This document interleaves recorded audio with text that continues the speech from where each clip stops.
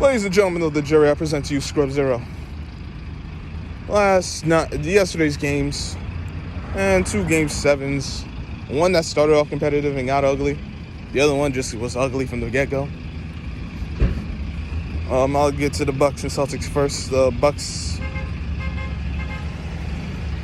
they didn't, once again, Budenholzer with his BS, not utilizing the big man properly. No post game whatsoever. But even more than that, players got to be better. Giannis got it going early. He went cold afterward. They stopped him. Drew Holiday he was okay, but he wasn't the punch they need. What he did wasn't enough. Who else? Portis had a terrible game. Lopez was actually solid defensively. You could have used more offensively, but he had a decent game. But when this series, Lopez has a good game, Portis has a bad game. Portis has a good game, Lopez has a bad game. You ain't gonna win like that. Key players not taking turns on having good and bad games. Not even saying that both of them had to have good games, but like, can both guys not be liabilities? Like you need both guys to not be liabilities, and at least one of them was. And that's not good enough. Connaughton couldn't hit a 3 to save his life. We know Grayson Allen, man, he a guy. He's a guy. Let's just be honest. I ain't even gonna get into all superlatives on that. He's a guy. And George Hill, the immortal George Hill, well, he's a guy too. And Tatum was a plus. Brown was a plus. Smart plus. Pritchard came with hit a dagger 3 in the 4th. Grant Williams, he played well. And now the Celtics are in the Eastern Conference Finals. They'll play Miami. I haven't checked the schedule, so I don't know what day they're gonna play tomorrow. They're gonna play Wednesday. I'm thinking they're gonna play sometime between tomorrow and Thursday for Game 1. I'm not sure exactly which day within the next 3 days, but Game 1 should be about that point.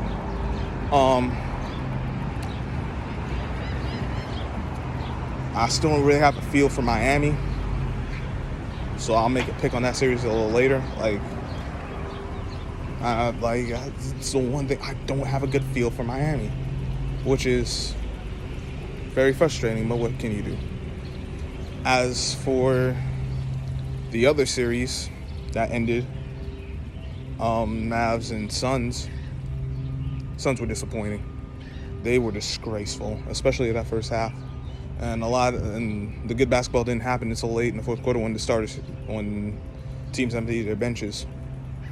Like, that's when the good basketball really got going. Because the Mavs just demolished the Suns. Luka had as many points as the entire Suns team in the first half. At one point, he was outscoring the Suns by himself.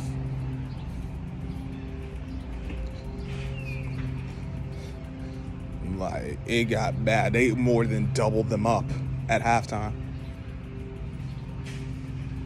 Chris Paul came up short. Devin Booker came up short. DeAndre Ayton foul trouble. He came up short. The whole team wasn't. I think they only had. Well, Chris Paul got to 50%, but that was too late. Game was out of reach. At one point, it was like just JaVale McGee was shooting at 50%. Everyone else was under. And it wasn't even like it was a lot of turnovers. Oh, yes, it was. 8 turnovers in the first half is a lot. But they didn't have it. And this is key moments. You can't come up short like that in a Game 7. And I get it.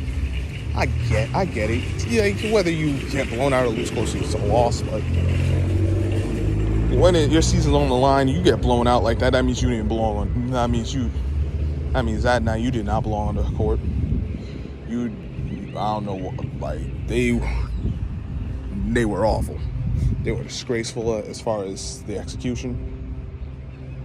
I'm not talking about the people, but as far as the performance, that was just disgusting to watch. That was terrible for the NBA. 2 Game 7s and they end up as blowouts. I know the NBA can't be happy. Chris Paul, another opportunity missed. So then Father Time is ticking. He's running out of time. He might have already ran out of time, but the clock is not in his favor.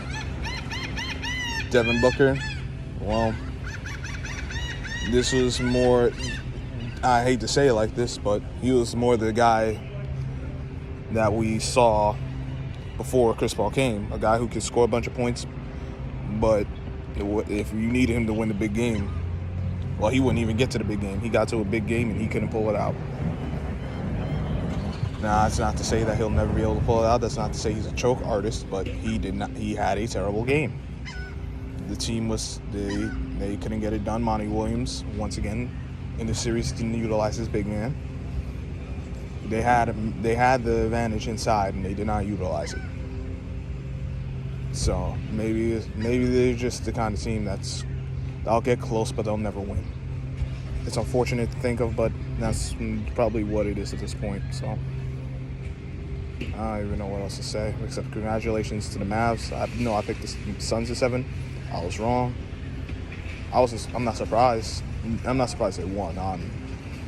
I'd say I'm surprised they won in blowout fashion. I'm amazed in how poorly the Suns played. But give props to the Mavs. I'll pick the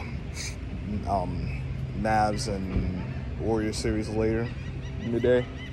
I'll figure out who I'm picking to go to the finals. But the teams I picked before the postseason started, both teams are out now. The Nets in the first round, Suns in the second round.